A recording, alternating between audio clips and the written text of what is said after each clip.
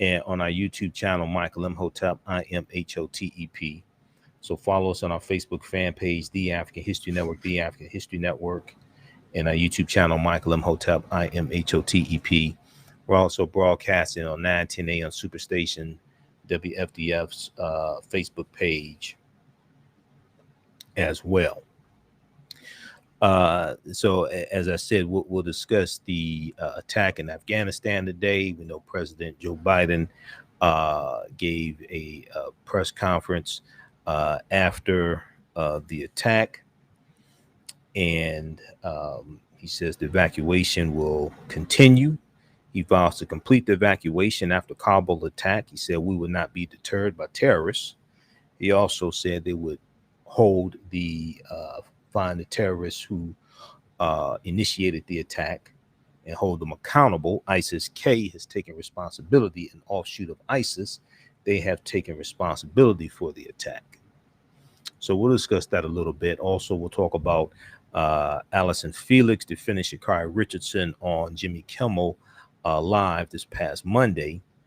And Sha'Carri's response. Now, once again, this is after the Prefontaine Classic that took place Saturday in Eugene, Oregon, where Sha'Carri Richardson placed ninth, came in last. Okay.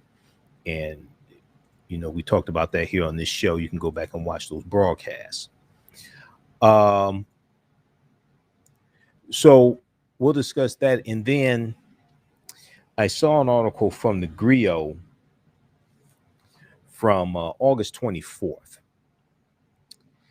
This deals with the Freedmen's Bureau. The Freedmen's Bureau, the U.S. Bureau of Freedmen, Refugees, and Abandoned Lands. The Freedmen's Bureau.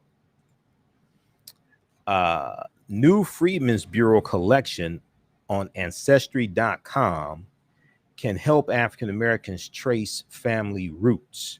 New Freedmen's Bureau collection on Ancestry.com can help African Americans trace family roots.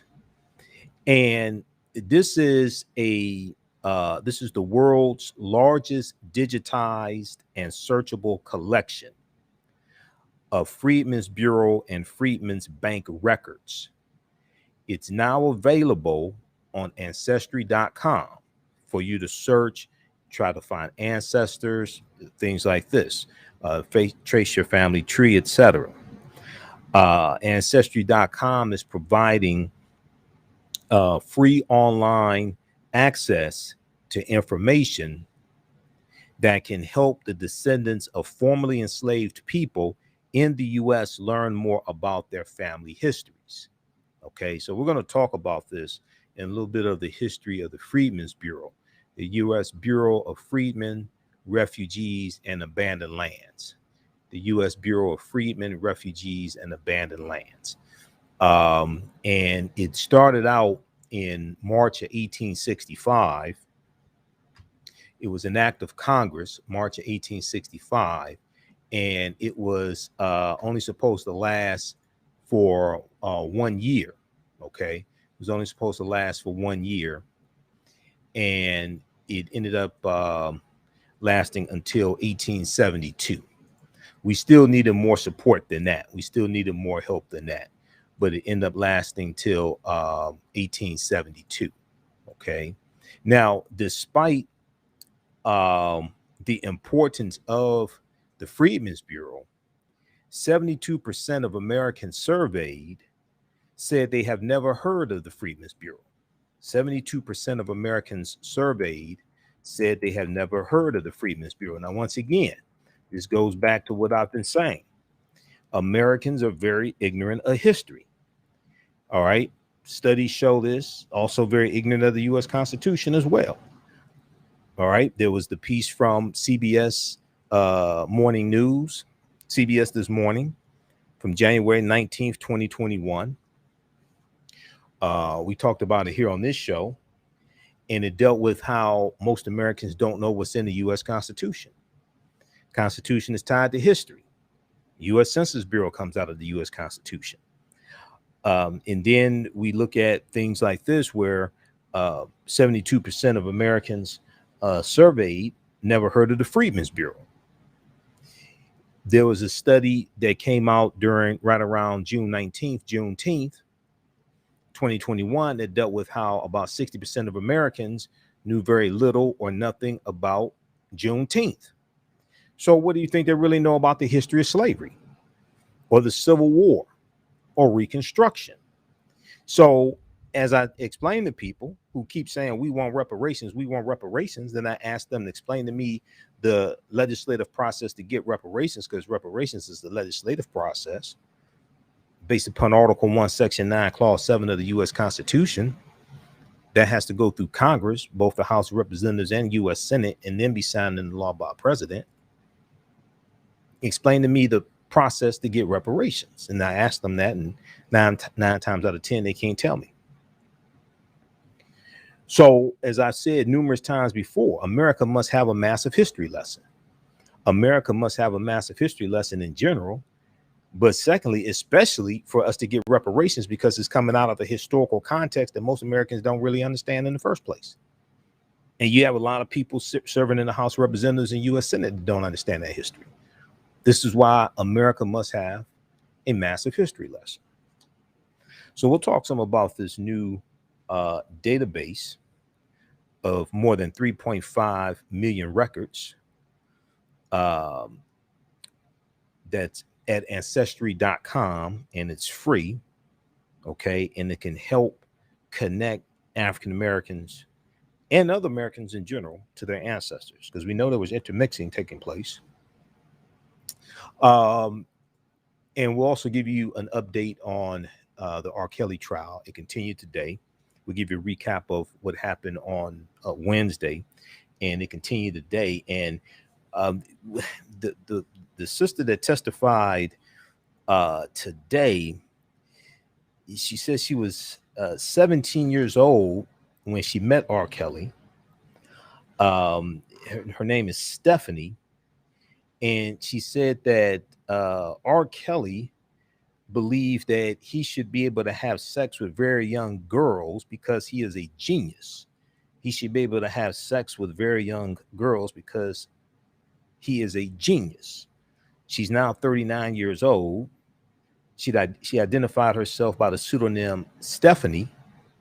She said R. Kelly made the remark during dinner at a restaurant with two rappers he worked with. Wonder who those rappers are. Okay. And then yesterday's testimony continued. We have an update from the Black News Channel. Yesterday's testimony continued with the second witness to testify. Her name is Jane, but she was on the CBS This Morning interview that Gayle King did when Gayle King interviewed Robert Sylvester Kelly. And she talked about being forced to write incriminating false letters, admitting to all types of craziness, all types of crimes, all types of craziness, and trying to blackmail R. Kelly. And these letters were being used as collateral over her to keep control over her. So we'll continue with this, and you know, you go back and watch Surviving R. Kelly. I mean, all this stuff like really comes together. And so on yesterday's show, so we know yesterday, go back and watch yesterday's show also, Wednesday show. Yesterday was the 20th anniversary of the death of Aaliyah, who died in a plane crash. Okay, August 25th, 2001. We talked about that yesterday, and one of the things that I said was that R. Kelly produced Aaliyah's first album. Okay. And the name of the album was Age Ain't Nothing But a Number. Now, it came out when Aaliyah was 14. And there's a song on the album, Age Ain't Nothing But a Number. And they explain all this in Surviving R. Kelly. And Surviving R. Kelly like really connect the dots. Okay, a lot when I watched it the first time, there's a lot of things in Surviving R. Kelly that I knew, but what it did was it put all this stuff together like in chronological order.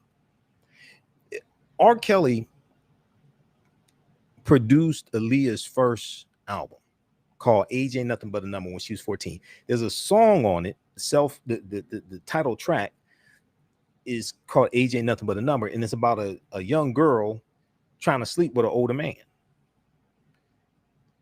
And the album was produced by R. Kelly, who then the next year married Aaliyah when she was 15. So this trial here is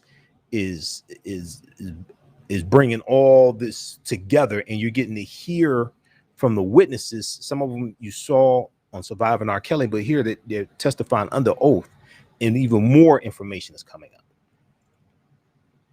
So this thing is crazy. So we'll give you an update on what's taking place there. All right, now on the African History Network show, we focus on educating, empowering, and inspiring people of African descent throughout the diaspora and around the world, because right now it's corrects wrong behavior. What you do for yourself, what you do to yourself, and what you allow other people to do to you and get away with is based upon what you think about yourself. What you think about yourself is based upon what you have been taught about yourself. What you've been taught about yourself is based upon everything you've read, heard, and seen about yourself. So when you control the radius of a man or woman's thoughts, you can control the circumference of his or her actions, because the mind can't do or teach what it doesn't know. Now, we deal with a number of different topics here on the African History Network show. We deal with current events and history and politics, education, economic empowerment, entrepreneurship, relationships, love, sex, health issues, and much, much more. Sign up for our email newsletter. Text the word Kemet, K-E-M-E-T, to 22828. To sign up for our email newsletter, text the word Kemet, K-E-M-E-T, to 22828 to sign up for our email newsletter. Also visit our website, AfricanHistoryNetwork.com, AfricanHistoryNetwork.com. If you like this type of information, you can support the African History Network, $ the AHN show through Cash App, $ the AHN show through Cash App. Also through PayPal, paypal.me/the AHN show, paypal.me/the AHN show. All right, calling numbers 313-778-7600. 313-778-7600 is the call-in number if you have a question or comment. We're coming up here on a break. When we come back, we'll talk about Allyson Felix, Sha'Carri Richardson. We'll give you an update on what's going on in this crazy R. Kelly trial. You know, this brother, you know, how should I put this? I don't know if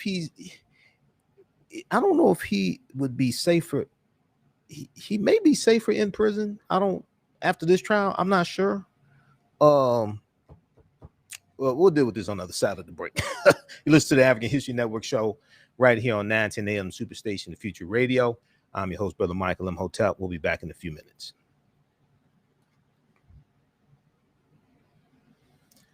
All right, stand by. We're on break, back from break in 4 minutes. Everybody share this broadcast on social media platforms. How's everybody doing? Stand by.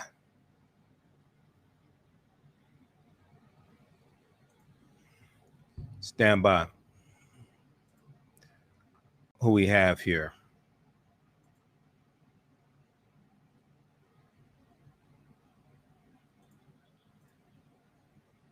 Get back from break in 4 minutes. Stand by, everybody.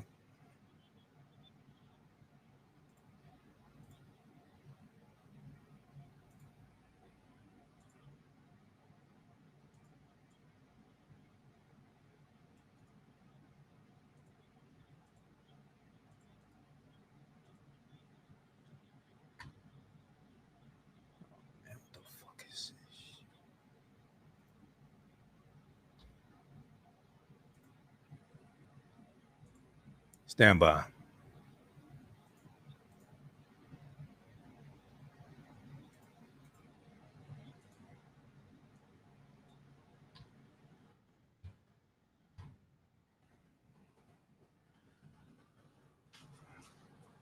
Back from break in 3 minutes.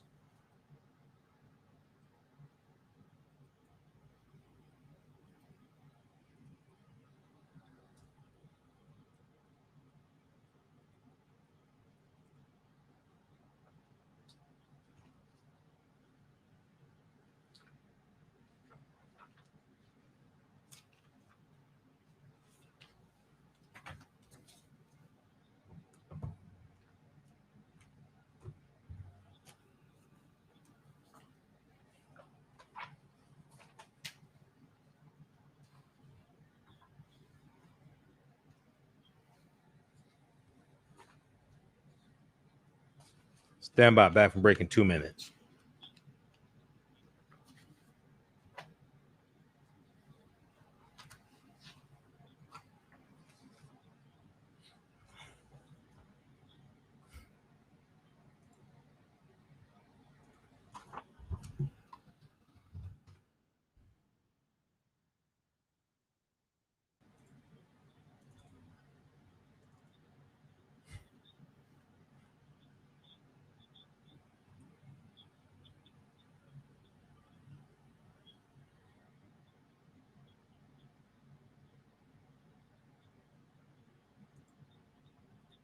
The radius of a man or woman's thoughts. You can control the compass of his or her actions because the mind can't do or teach what it doesn't know. We have it all on 910 AM Superstation.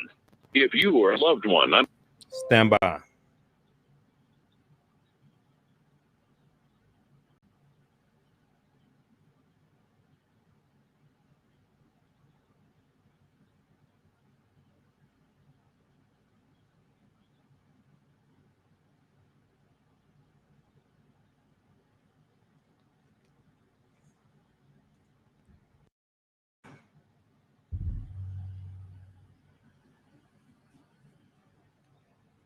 The Superstation, the oldest radio station in town since 1922.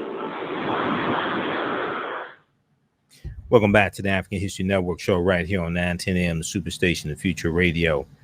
I'm your host, Brother Michael Imhotep. It is Thursday, August 26, 2021, and we are live.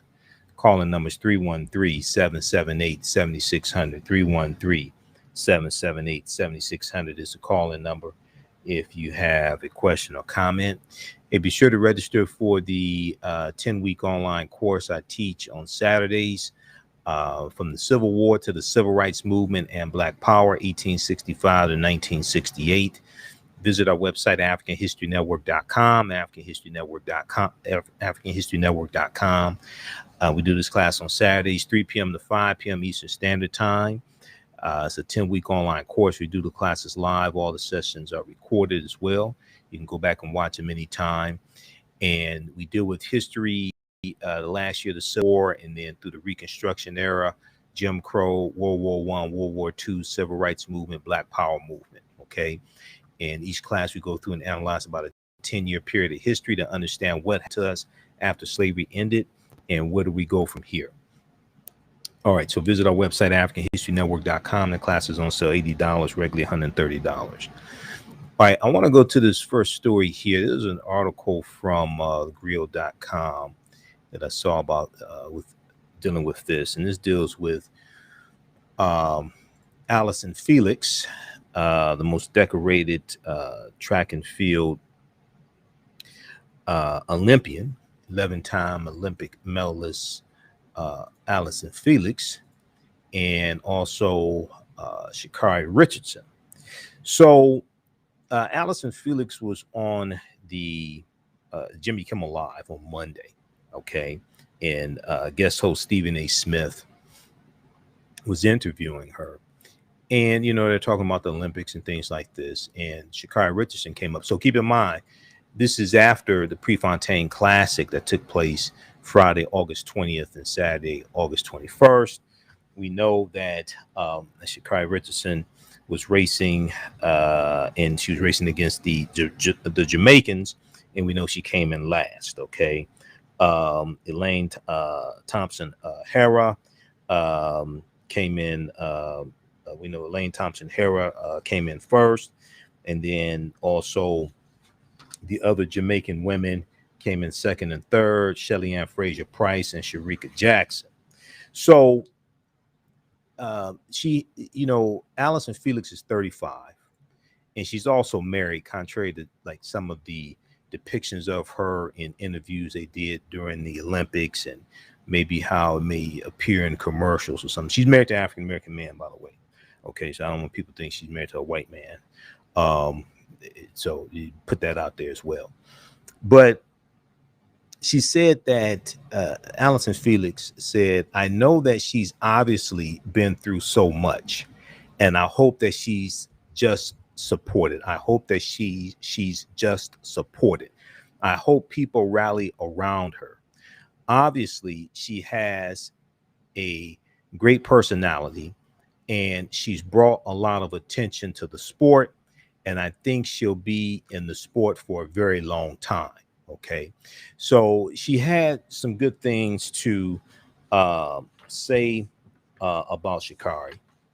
And we know that Sha'Carri finished in ninth, said that she's not done. She'll be back.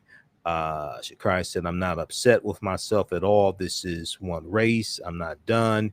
You know what I'm capable. You know what I'm capable of. Count me out if you want, etc. So we played some of the interviews that she did. Also, we dealt with that Monday. Okay, now there was a so you have this article here from the Griot, and they actually have the interview that Stephen A. Smith did with Allyson Felix also here in it as well. Okay, I don't want to play it because we may get flagged. But Allyson Felix wants people to give Sha'Carri Richardson support she needs. Okay, this is from August 24th, 2021. So then there was an article from, and there's a whole bunch of stuff floating around and comments and things like this. Sha'Carri's mad, a lot of stuff I just ignore. I don't deal with all that stuff. But this here, since I posted this article and it got 4,000 likes on our Facebook fan page, the African History Network, and people like to see, and our audience likes to see African American women supporting one another, and African Americans supporting one another in general, but especially African American women supporting one another. So then there was a response from Sha'Carri, which is kind of strange. And once again, I hope she gets people around her who will like help control her social media usage as well. All right, and I'm not trying to belittle her, but when you look at entertainers, if they're smart, they'll have people around them that like control and help them monitor what they put on social media, because that stuff can backfire. Okay. So there was this piece here from theroot.com. And it's in response to what Sha'Carri put on Instagram. You're way out of pocket, quote unquote. Black Twitter erupts after Sha'Carri Richardson comes for track and field legend Allyson Felix. This is after Allyson Felix supported her on Jimmy Kimmel Live. All right. Now, I'm not going to go through all the comments and all this stuff here. I'm not going to do that. But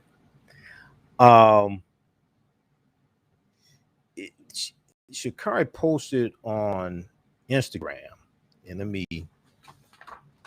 zoom out of this for a minute. Sha'Carri posted on Instagram, encouraging words on TV shows are just as real as well nothing at all, Sha'Carri wrote. Okay, and this got negative responses from a lot of people, a lot of African Americans on Twitter. Okay, and it seems like she's taking a shot at Allyson Felix. So this is, an example of, I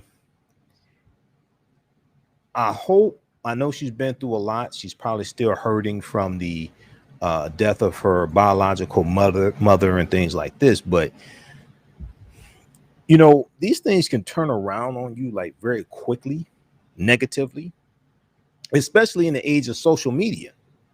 Because when FloJo was racing, we ain't have social media then. We ain't have Facebook and Twitter and YouTube and Instagram, things like this. Okay. So hopefully the support that she needs. I'm not going to go through. There's a bunch of negative comments people made about Sha'Carri, things like that. I'm not going to waste time going through that stuff. But hopefully she'll get the support that she needs, the healing that she needs. And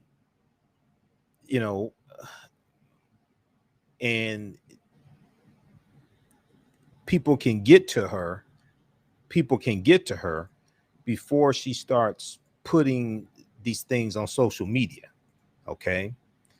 And let's see, we just lost our connection to the radio station. Let me call back. Just a second. Stand by. Stand by. So one of the things that they're saying in the article from the Root is, okay, Jalen, I mean, Ed, this is Mike. We lost our connection. I'm calling back. Okay.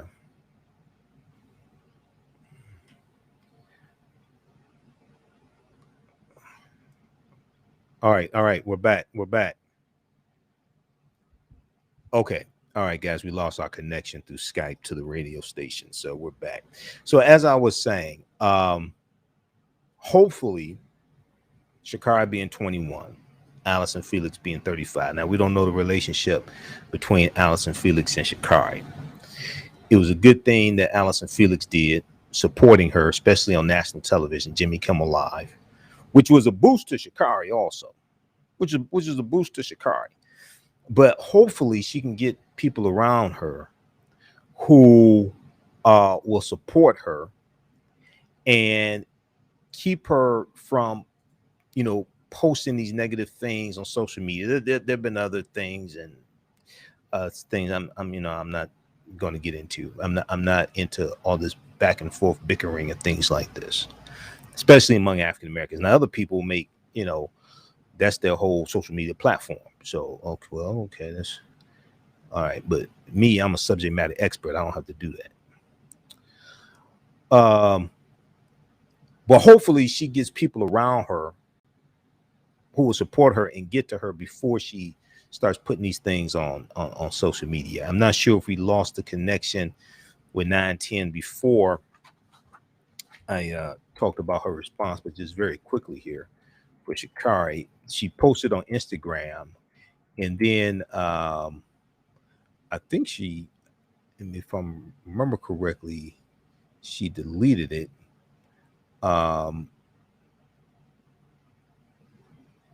But anyway, she posted on Instagram, encouraging words on TV are just as real as well, nothing at all. Okay. So that's what she posted on Instagram. Her Instagram story. I should rephrase that. That's what she posted on her Instagram stories, and that lasts for like 24 hours. Instagram stories. All right. So, all right. So we're all rooting for. I'm rooting for everybody black, but we're rooting for Sha'Carri. Hopefully, she doesn't screw this stuff up, because like with social media, in the age of social media, you keep putting things out here, and you go after somebody like Allyson Felix, this stuff can like turn on you very quickly. So yeah, Robert says she definitely needs a publicist. Now I don't know that she doesn't have one. I hope she does have one, because she has a contract with Nike also. So I hope she has a publicist. If she doesn't have a publicist, she definitely needs one. All right, now next story.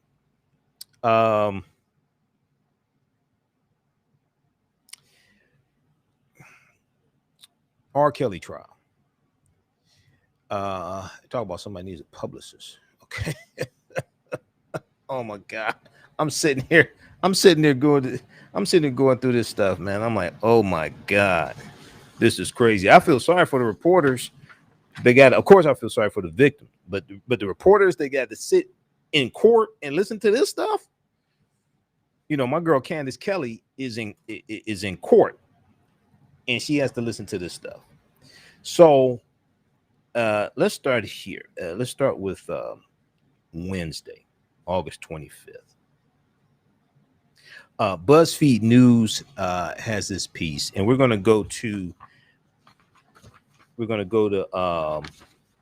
clip one from the Black News Channel, Ed, in just a second. Jane Doe testified using the pseudonym Jane Doe. She continued her testimony on Wednesday, August 25th, in R. Kelly trial. Now, this is a big article from BuzzFeed News.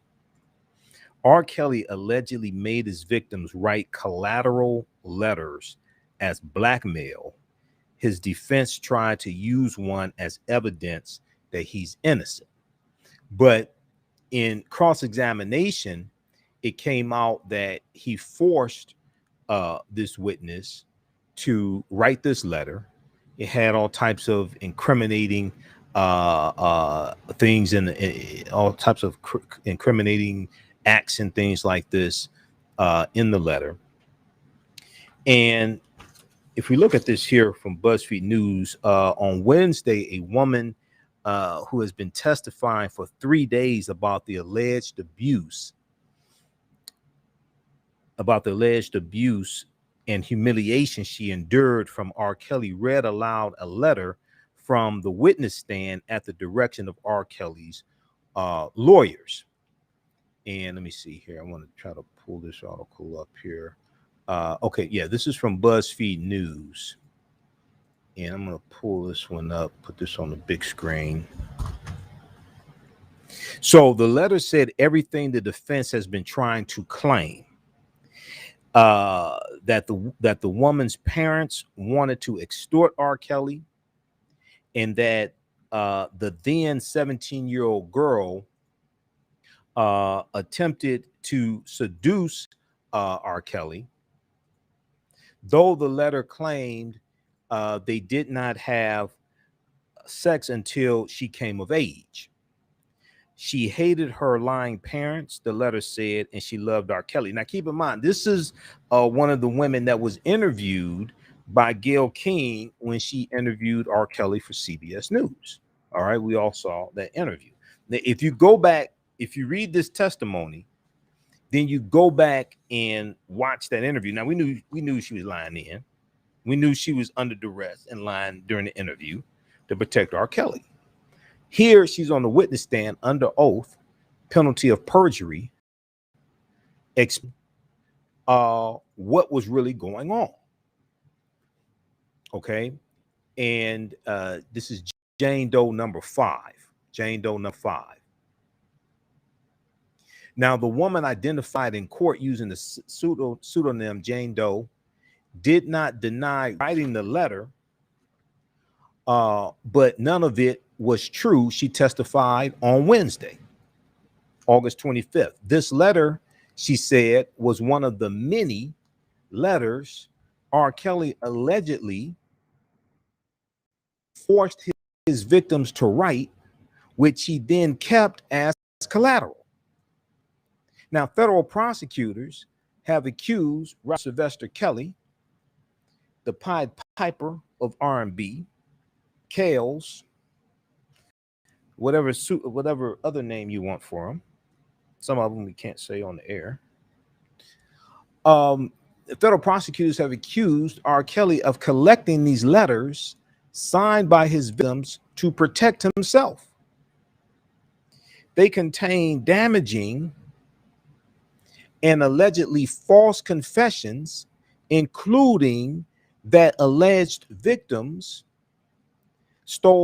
had stolen money or jewelry from R. Kelly and been molested by family members and had been molested by family members. So this is, according to prosecutors, letters that R. Kelly forced his alleged victims to write. Now, he then sent the letters to his attorney to allegedly use as leverage over his alleged victims. It was one example, prosecutors have said, of how the singer's alleged abuse of 22 people amounted to a criminal enterprise. He has been charged with racketeering and sex trafficking. Now, early in her testimony, Jane Doe number 5 shared disturbing and graphic details of how R. Kelly allegedly used physical, sexual, and emotional abuse to humiliate and control her for years. Okay. I want to go to clip number 1.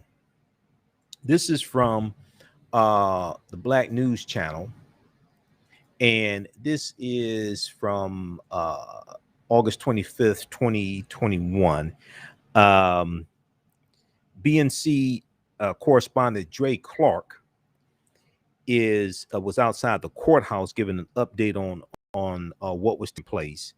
And he says after nearly 3 full days of testifying, the second accuser, Jane Doe number 5, concluded her testimony, but the defense tried to find inconsistencies in her statements. Many of the details revealed in court were too graphic to share on the air.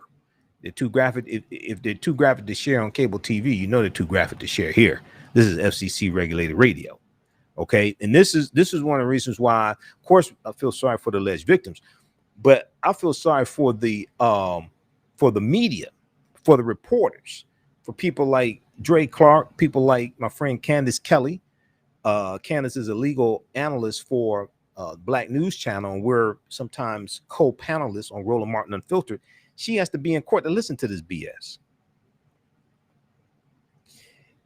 Let's go to clip number 1, Ed. BNC Justice correspondent Candace Kelly joins us now. So good morning, Candace. Let's get right to it. There were more cross-examination of Jane Doe number 5 and R. Kelly's defense focused on these alleged blackmail letters that we've been hearing about, and they are very detailed. So, Hey, Ed, is that clip 1 or clip 2? Well, these letters are really Go to the clip from August 25th, 2021, Black News Channel. Jane Doe and R. Kelly trial wraps up testimony.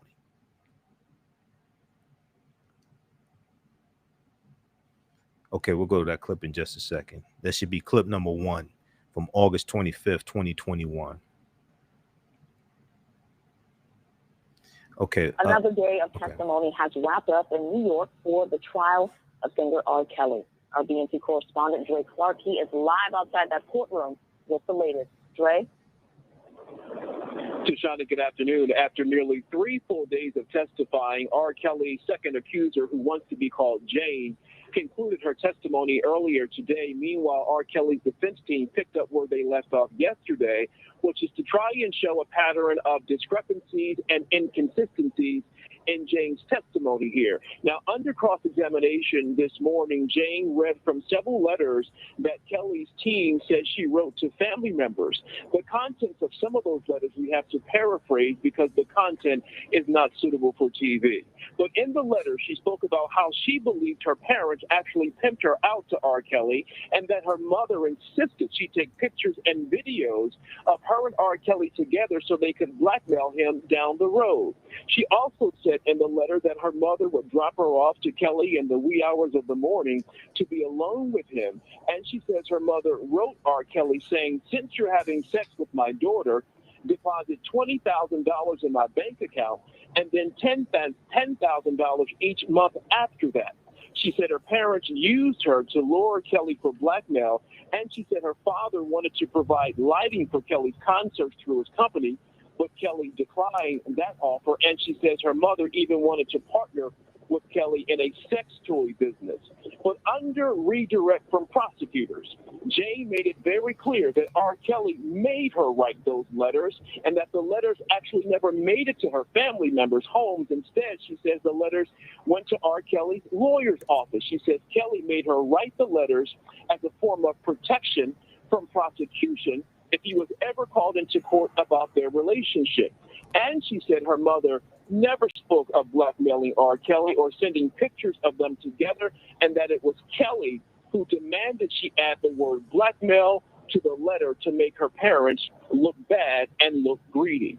Now, she did agree under cross-examination that her parents, while living in Florida, they did sign a paper handing over guardianship to an associate of R. Kelly, because she wanted to move to Chicago to better her music career. But the defense pointed out that her parents never actually made any contact with that associate who was responsible for watching over their daughter while she was living in Chicago with R. Kelly to try and better her music career. Lastly here, Keith Williams was the last person to testify before the recess for lunch. He testified that he was a former manager of R. Kelly, that he had known him for a long time. He's now a pastor in Chicago. But what's key to his testimony, and it was brief, he said that R. Kelly came to him asking about a minister that could marry him and Aaliyah. And Williams said that he did know of a person, Nathan Edmond, and it was that pastor who married Aaliyah and R. Kelly. Tashani? Right. If any of this is true, I mean, this is shocking, to say the least. It is. The details are not only shocking, they're extremely graphic. We can't share half of what we hear in the courtroom. But what's key to remember here is that on one side, you have these letters that these accusers have written to friends or family members talking about, how they tried to steal from R. Kelly or they tried to take advantage of R. Kelly. They all make the claim that none of that is true, that R. Kelly made them write certain details to get it on paper, again, to protect himself from criminal prosecution because they say he was aware that he was dealing with minors. So, again, very graphic and very stunning detail. And this is only the second accuser to testify against R. Kelly. We still have 3 more to go. We never know who's going to testify next because the judge wants to really keep that under wraps. But the majority of the details we've heard so far have been very disturbing. Tashani? Yeah, to say the least. So, Dre, Jane, R. Kelly's former companion who testified today, while she was on the stand, what was R. Kelly's reaction? This is, again, the second accuser who has said and provided in great detail the abuse that she suffered at his hand, whether it was physical abuse, sexual abuse, or humiliating acts that was captured on video. And what I've seen each time when those accusers have testified is R. Kelly becomes somewhat animated, and he's constantly talking to his attorneys, which one sits on his right, one sits on his left, obviously probably feeding them notes on how to challenge the testimony that's being offered. But beyond that, he is very much controlled, and he just simply looks forward. But that's the only time we ever see him become animated is while some of those details are being shared by his accusers. Dre, thank you for that report, and we know you will stay on top of this case. Thank you again. Okay, so that is Dre Clark for the Black News Channel. He was on with Tashania Whitlow. Okay, great reporting from Dre Clark outside of the courthouse in Brooklyn, New York. That's from August 25th, 2021 for the Black News Channel. Now, this morning on Start Your Morning, or Start Your Day, whichever one that is. Start Your Day. Start Your Day with Shannon Lanier. My girl Candace Kelly, legal analyst for the Black News Channel, gave an update also on the case. We're going to go to that in just a second. Let me go back here quickly to this article from BuzzFeed News. Okay, and it's some details I'm not even going to deal with on the air. Just read the article. There's some stuff I'm not going to deal with. But this is one of the reasons why I said, see, these women have fathers. They're women now. They have fathers. I think R. Kelly may be safe. I'm just saying. I think he may be safer in prison.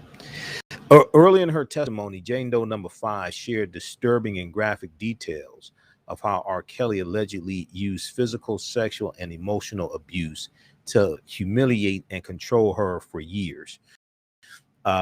She forced her to have sex as punishment for breaking his rules, and in one incident forced her to make a video in which she smeared her face with feces. Now, he also allegedly made her get an abortion against her will because R. Kelly told her allegedly, quote, he wanted her to keep her body tight, end quote. The collateral letters were first introduced to court by R. Kelly's attorney, Devereaux Canick, who has attempted to discredit Jane Doe number 5's testimony that she is the victim of years of abuse. The letter says she and her parents had conspired to blackmail R. Kelly by having the teenager lure him into a sexual relationship, etc. All this stuff. But the letter was under duress, it was coerced, and as she said on the witness stand, all that stuff is false. All right, I want to go to let's go to clip 2 here. Read the rest of this article here. I don't think I'm gonna go through because the rest of the stuff I ain't even gonna yeah, just read this stuff.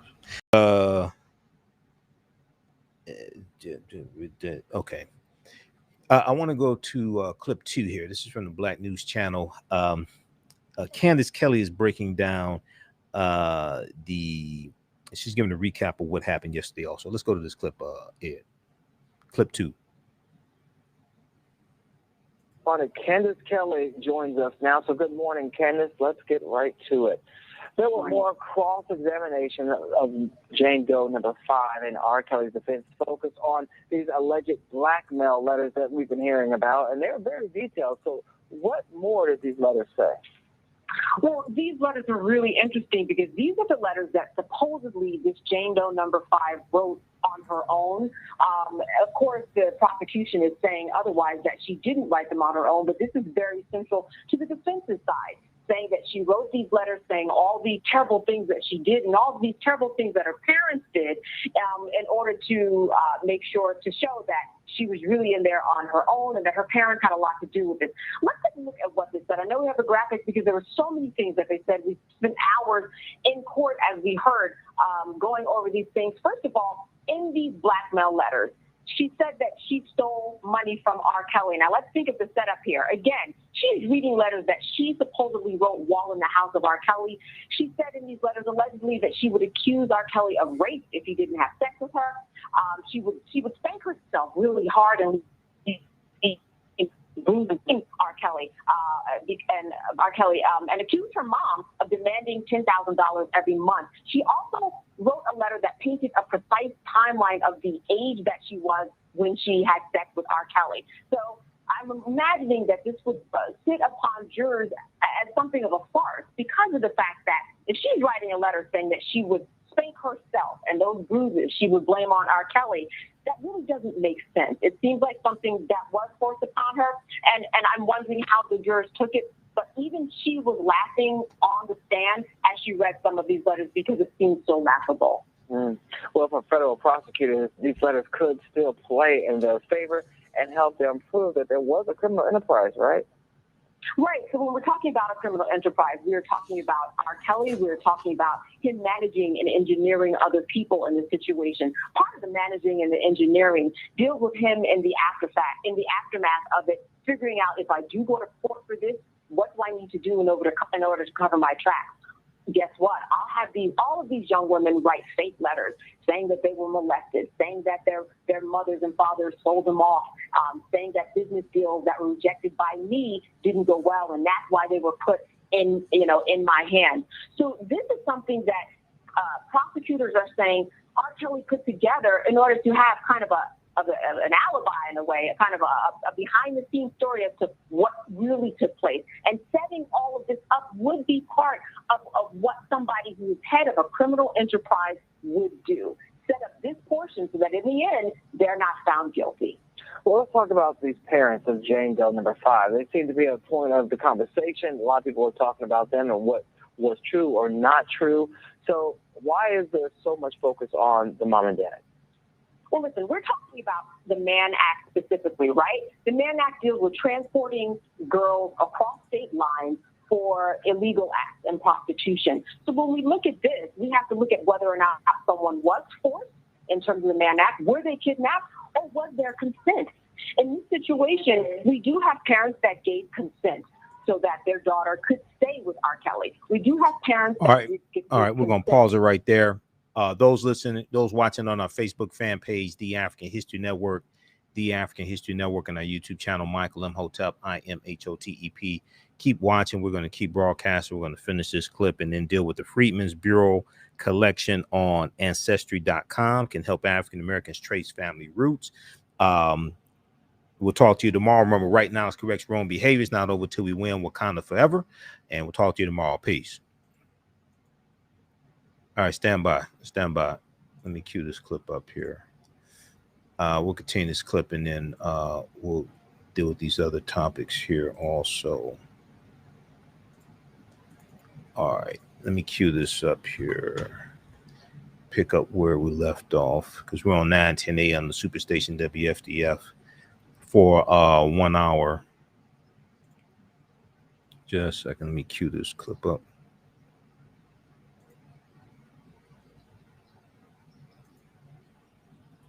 Do set up this portion so that in the end they're not found guilty.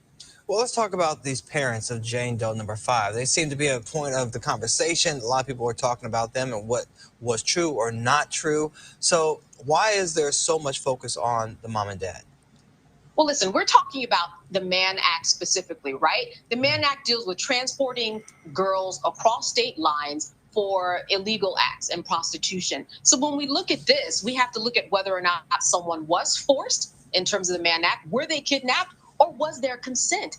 In this situation, we do have parents that gave consent so that their daughter could stay with R. Kelly. We do have parents that did give consent so that she could be homeschooled at the home of R. Kelly. So this is very important for both sides to kind of play to the jury in their own way. How should we determine or assess what these parents did and did not do? Because a jury member might say, this couldn't have been against her will. She agreed to it. Her parents agreed to it. At one point, she was of age. And when it comes to the Mann Act and the RICO statute and kidnapping and forcible transporting over state lines, is this forcible or not, with so many people giving permission at different levels? Do you think it's possible we could see her parents testify as well? I do think it's possible because we've heard so much about them. If I were a parent, I would want to testify. Also, I have all of the information that they need to say yay or nay whether or not this happened. There's situations or their accusations that the parents had business deals that went bad with R. Kelly, and that's why they were in the situation that they were in. So I want to hear from them specifically, especially if I was a prosecutor or a defense attorney, both sides, to get down to the nitty-gritty as to what was the motive behind these parents effectively and possibly letting their child be with R. Kelly for 5 years. Yeah, I definitely want to hear from those parents. And I also want to know, did they really write the letter? Did they sign the letter to have her homeschooled? Or was something that was forged? Because we know that's been happening in this case as well. So I would definitely want to get more to the bottom of what happened in that situation. So, yes, indeed. All right. Thank you so much, Candace. And of course, we'll see you back here at our 8 o'clock hour along with Dre Clark before testimony resumes this morning. Okay, so that is from Thursday, August 26, 2021. The Black News Channel, R. Kelly's defense team focuses on blackmail letters. So we'll have an update tomorrow also. Okay, read this article here from BuzzFeed News. And if we go back to this just for a second here from BuzzFeed,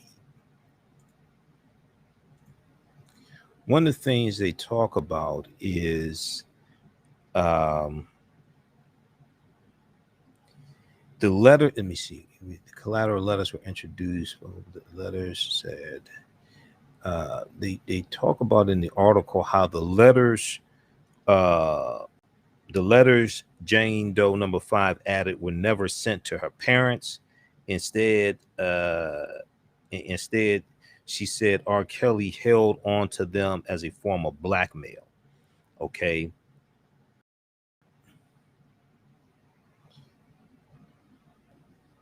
And where is it? Okay. The letters were not true. She repeatedly said it was R. Kelly who had made her write them, directing every word on the page. Quote, these were the statements the defendant made her write, she said, adding their purpose was to exploit her. The letters Jane added were never sent to her parents. Instead, she said R. Kelly held on to them as a form of blackmail. Quote, my family never saw those letters, end quote, she said.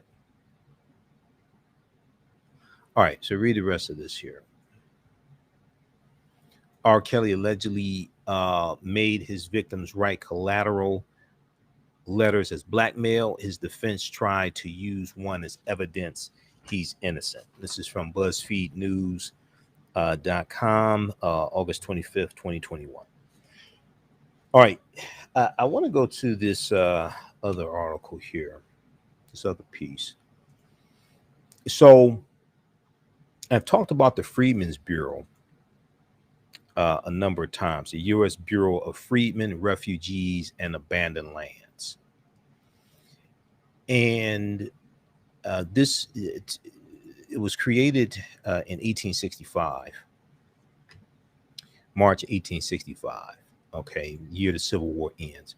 We talked about this a couple of weeks ago in my online class, actually, from the Civil War to the Civil Rights Movement, and from the Civil War to the Civil Rights Movement and Black Power, 1865 to 1968. So I saw this story from the Griot, and then also Essence.com picked up this story as well. It deals with Ancestry.com and a new Freedmen's Bureau collection on Ancestry.com can help African Americans trace family roots. Okay, so let's look at this here. It's something that's fascinating, but also in the article they talk about how a majority of Americans say they never heard of the Freedmen's Bureau, which is disturbing. Okay, a majority of Americans say they have never heard of the Freedmen's Bureau, which is disturbing. And the reason why is because this ties into the Reconstruction era and dealing with the history of slavery and after slavery ended. So you have to ask yourself, well, what do these people really know about the history of slavery and the Reconstruction era? Which then ties into reparations. Reparations is not black folks' lotto. Reparations deals with repairing the damage that was done from slavery and the legacy of slavery. The root concept of reparations is repair. So if we look at this article here, new Freedmen's Bureau collection on Ancestry.com can help African Americans trace family roots. It's going to change our perception about freed people and the lengths they went through in order to have control over their own lives, said Dr. Karchake Sims Alvarado. This is from August 24th, 2021. All right. So it's the world's largest digitized and searchable collection of Freedmen's Bureau and Freedmen's Bank records. And it's now available on Ancestry.com. Okay, it's now available on Ancestry.com, and it provides free online access to information that can help African Americans and people in general in the U.S. learn more about their family histories. Now, this significant addition of more than 3.5 million records to Ancestry.com's resource can provide meaningful breakthroughs for African Americans trying to trace their family roots, because the documents are likely the first time newly freed African Americans appeared in records after emancipation in 1863. Okay. And we know that the Emancipation Proclamation is not what legally freed the slaves. It was the 13th Amendment, which was ratified December 6, 1865, when Georgia ratified the 13th Amendment. All right. So prior to that, most enslaved African Americans were excluded from the census and federal documents. Now, historian Michael B. Moore said, I think the data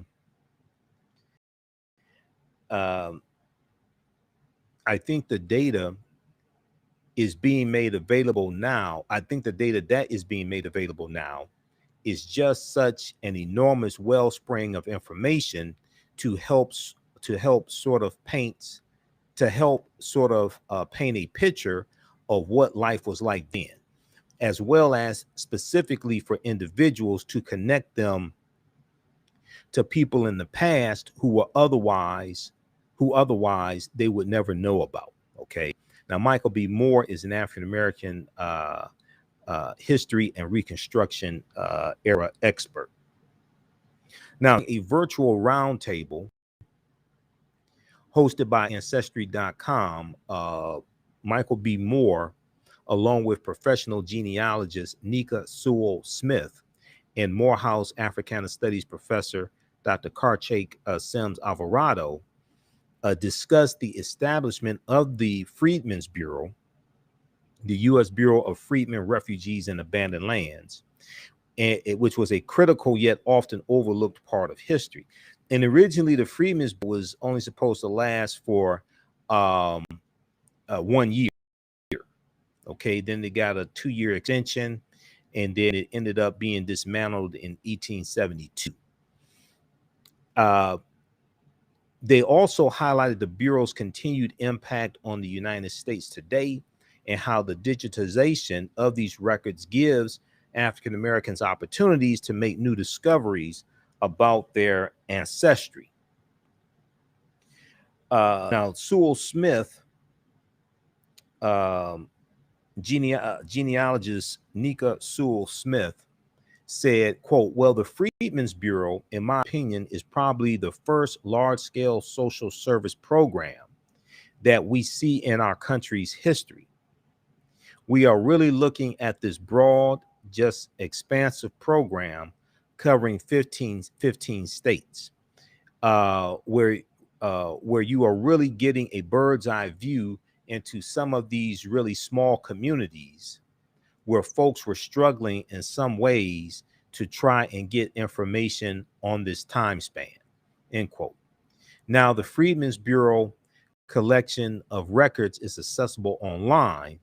Now that the Freedmen's Bureau collection of records is accessible online, anyone can create a free account and simply type in a name to begin a search. So if you're trying to search your family's tree, you can go to Ancestry.com, set up a free account, and this database of more than 3.5 million records, you can use this free database of Freedmen's Bureau and Freedmen's Bank records to search your family's ancestry. And this is easier. This can be easier than the arduous process of searching for records via microfilm at a branch of the National Archives. She went on to say, for me personally, I spent 14 years going through this collection, going image by image. So with the collection in the manner in which it's being released, that changes the game quite a bit for a lot of people.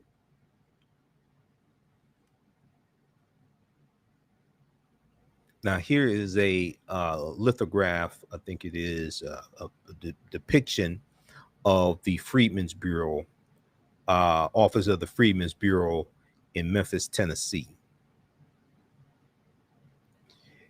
So very quickly here, the Freedmen's Bureau was established by an act of Congress in 1865. It's actually March 1865, near the end of the Civil War, to assist formerly enslaved African Americans. It was in operation until 1872. The Bureau provided food, housing, education, and medical care to more than 4 million people, including poor whites and veterans who were displaced by the war. This is why it's called the Bureau of Refugees, Freedmen, and Abandoned Lands. The Bureau of Refugees, Freedmen, and Abandoned Lands. The Bureau provided food, housing, education, and medical care to more than 4 million people, including poor whites and veterans who were displaced by the war. It also helped formerly enslaved African Americans negotiate labor contracts, legalize marriages, and locate lost relatives. Because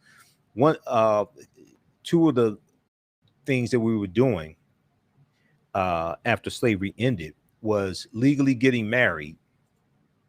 We were legally getting married, and we were searching for lost loved ones as well, who were sold off during slavery, we were separated from, things like this. The Freedmen's Bureau was helping us do this. They were placing ads in newspapers, helping us search for lost loved ones, helping us negotiate labor contracts, providing food. They were building schools also. The first president of the Freedmen's Bureau was Oliver Howard, okay? And Oliver Howard was the man who Howard University was named after. Okay, he was a general in the Civil War.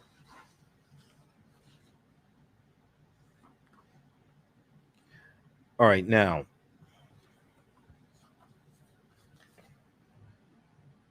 so the Freedmen's Bureau is going to be dismantled in 1872. It's going to come to end in 1872. And you had backlash from white Southerners. You had people who were, getting tired of dealing with the former slaves. In the summer of 1872, Congress responded in part to pressure from white Southerners and dismantled the Freedmen's Bureau. The Bureau tried with little success to promote land redistribution. However, most of the confiscated or abandoned Confederate land was eventually restored to the original owners. So there was little opportunity for Black land ownership, which was seen as a means to success in society. History.com has a piece dealing with the Freedmen's Bureau. History.com, official website of the History Channel. Now, and I talked about the Freedmen's Bureau a couple of weeks ago in my online course. And the failure, they needed a much longer commitment to the Freedmen's Bureau and the Freedmen's Bank. Okay, because it was about $2.9 million when the Freedmen's Bank collapsed in 1874. There was about $2.9 million in deposits that were lost from about 61,000 depositors, 61,000 African-American depositors. Now, despite the significance of the Freedmen's Bureau and the ways these records can be instrumental for African-Americans wanting to discover more about their ancestors, awareness of the Freedmen's Bureau is very low. According to a Harris poll survey by Ancestry.com, 72% of Americans surveyed have never heard of the Freedmen's Bureau. 72% of Americans surveyed have never heard of the Freedmen's Bureau. However, nearly all of those who are familiar with the Freedmen's Bureau believe it was a turning point in American history and that it still impacts the lives of Americans today. That's why African-American history experts say increasing awareness of and access to this information is a key step toward a better understanding of America's complex history. Dr. Sims Alvarado said it's going to change our perception about freed people and the lengths they went through in order to have control over their own lives. Okay.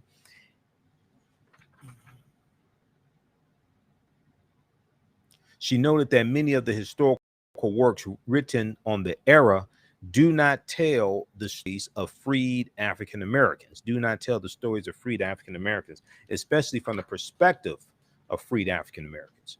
Dr. Sims Alvarado said, quote, those writings did not consider the perspectives of how African American people experienced and defined freedom, but we see how they sought their own freedom and personal, political, and economic autonomy. All right, now the millions of detailed records maintained by the Freedmen's Bureau, including contracts, letters, banking records, and marriages, tell many stories. They weave together narratives about African Americans who you don't normally see in the pages of history. Okay, now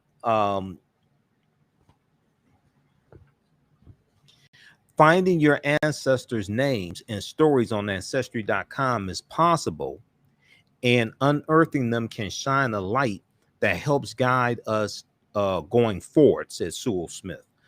Learning about the resiliency of those who came before us and the obstacles they overcame inspires us to know we can do the same, end quote. And that's extremely important. Okay. People's history and culture teaches them how to deal with the problems of the past and the present and the future to meet the needs of the community. History and culture gives us our self-esteem, our self-development, our self-worth. It gives us our foundation. It gives us a cultural paradigm that we see reality through. And what you do for yourself, what you do to yourself, and what you allow the people to do to you and get away with is based upon what you think about yourself.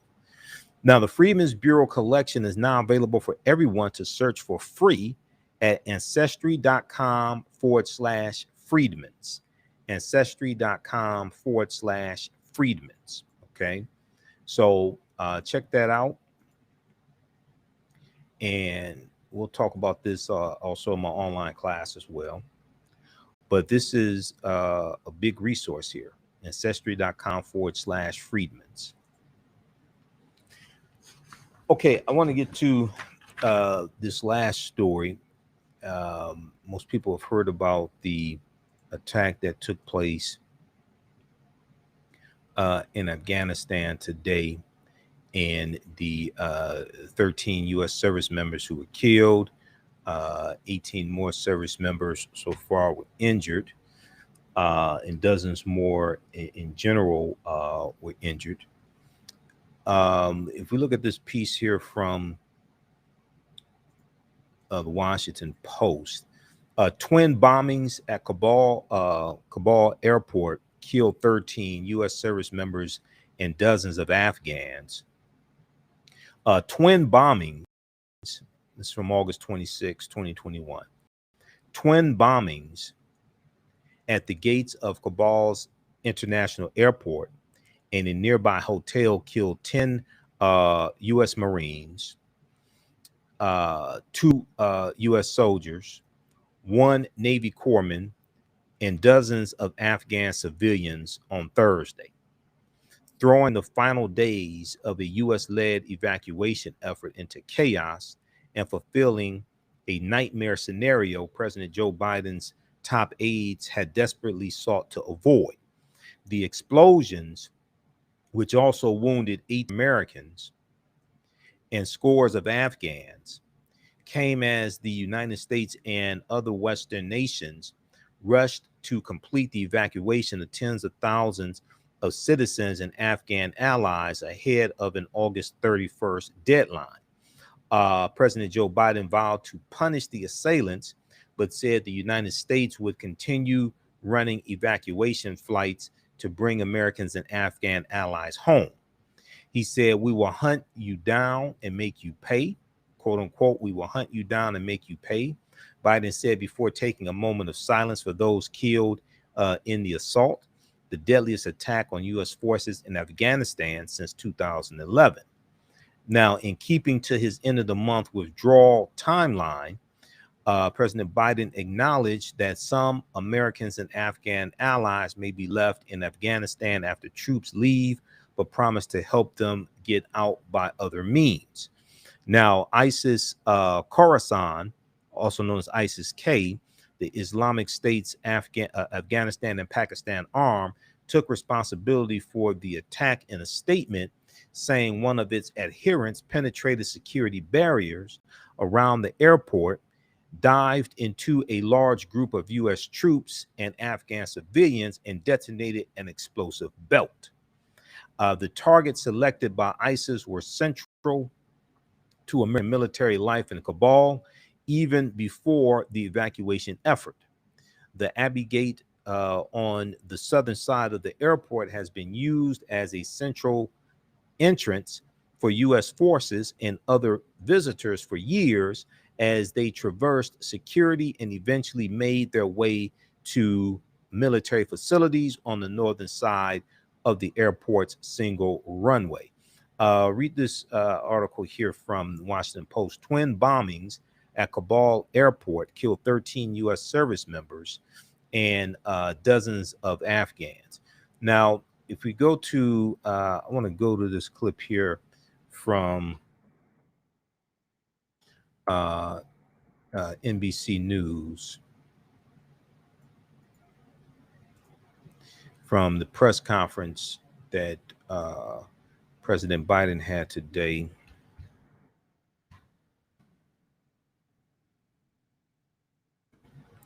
Let me see just a second. Let me cue this up.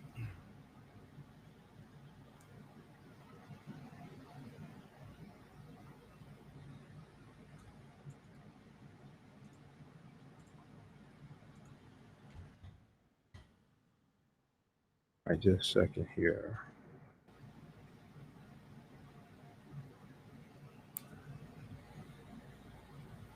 All right, we'll go to this here in just a second. Also on tomorrow's show, we'll talk about the U.S. Supreme Court striking down Joe Biden's eviction ban. That happened late today.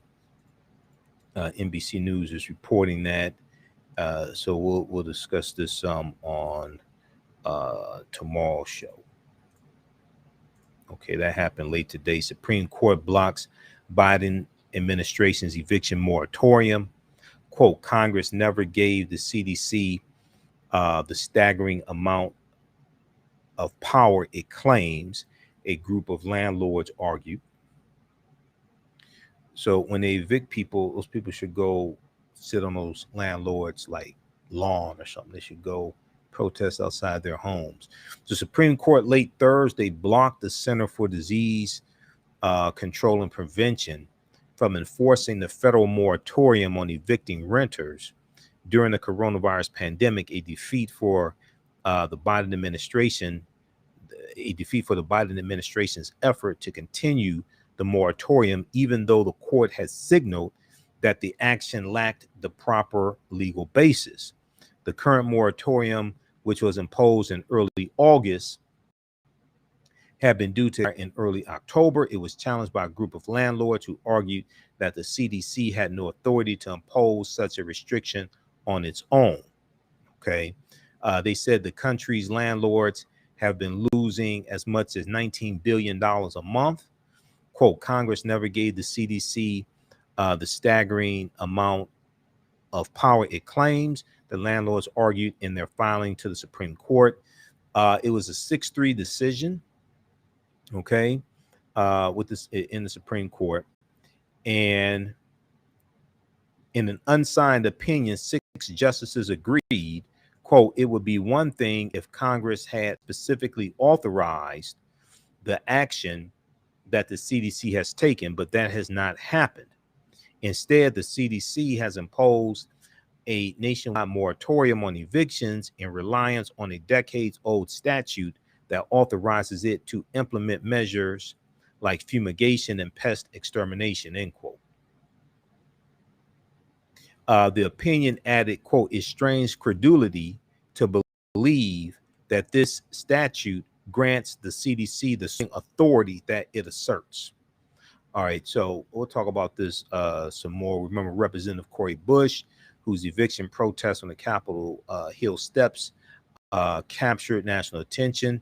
She tweeted that the fight will continue.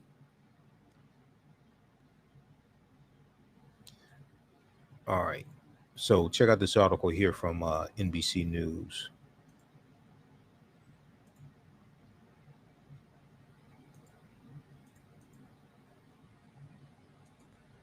Let me try to go to this here.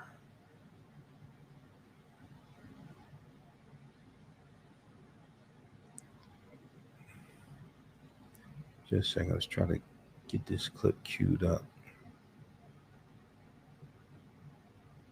So Biden vows to complete evacuation after Kabul attack. We will not be deterred by terrorists.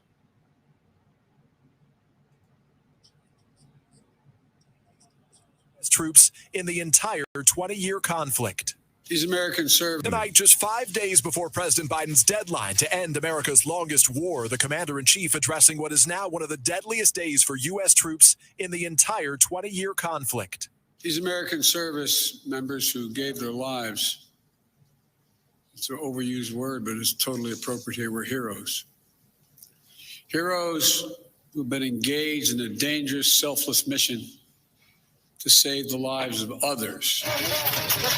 The president tonight blaming the carnage on the terror group ISIS-K that he's been warning about for days. We've been made aware by our intelligence community that the ISIS-K, an arch enemy, the Taliban, has been planning a complex set of attacks on the United States personnel and others. And saying this about whether he'll stick with his August 31st timeline to get all American forces out. We will not be deterred by terrorists. We will not let them stop our mission. We will continue the evacuation. It's a nightmare scenario for the president, whose handling of the U.S. exit has faced withering criticism. And tonight, there are bipartisan demands for change, including the U.S.'s reliance on the Taliban for security at the airport. Top Democrat Senator Bob Menendez saying we can't trust the Taliban with American security. And Republicans are blasting the president for sticking with a strategy they say has failed. I think pretending like this could be a success, like this plan could be salvaged, but that's impossible at this point. Tonight, the president making this vow. To those who carried out this attack, as well as anyone who wishes America harm, know this: we will not forgive. We will not forget. We will hunt you down and make you pay. So, Peter, was the president hinting at or explicitly saying there'll be a retaliatory strike against ISIS? Yeah, Lester, President Biden said U.S. intelligence may have already identified those who organized today's attack and that he has asked the Pentagon for strike options. Still tonight, he warns ISIS-K could try to disrupt the evacuations there in Afghanistan again. Lester. Okay, that's from NBC Nightly News. Also read this piece from NBC News. Biden vows to retaliate against terrorists who killed U.S. military members in Afghanistan. All right. Okay, be sure to register for the 10-week online course that I teach on Saturdays, from the Civil War to the Civil Rights Movement and Black Power, 1865 to 1968. And we do the classes live, Saturdays, 3 p.m. to 5 p.m. Eastern Standard Time. All the sessions are recorded also, so you can go back and watch them anytime, even after the 10-week course is over with. You can go back and watch the classes. I do a PowerPoint presentation. We have book references, articles, video clips, all of that. We have a live text chat, so you can ask questions in the class also. You can see me, I can't see you, so you don't have to worry about me seeing you or anything like that, okay? So it's a 10-week online course. Each class we go through and analyze approximately a 10-year period of history after the Civil War ended.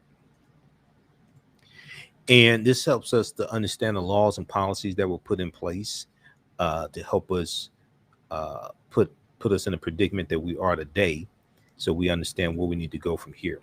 So we teach this one on Saturdays, and then on Sundays, ancient Kemet, the Moors, and the Ma'afa, understanding the transatlantic slave trade, what they didn't teach you in school. We deal with thousands of years of history and what led up to the transatlantic slave trade taking place. This class is on Sundays, 2 p.m. to 4 p.m. Eastern Standard Time. You can register for both of them at AfricanHistoryNetwork.com, AfricanHistoryNetwork.com. As soon as you register, you can watch the previous classes, the classes we did like the week before, last 2 or 3 weeks. You can go back and watch those. You'll be ready for class this weekend. All right. I just posted the link here also here on the thread of the broadcast. And it's at our website, AfricanHistoryNetwork.com, AfricanHistoryNetwork.com.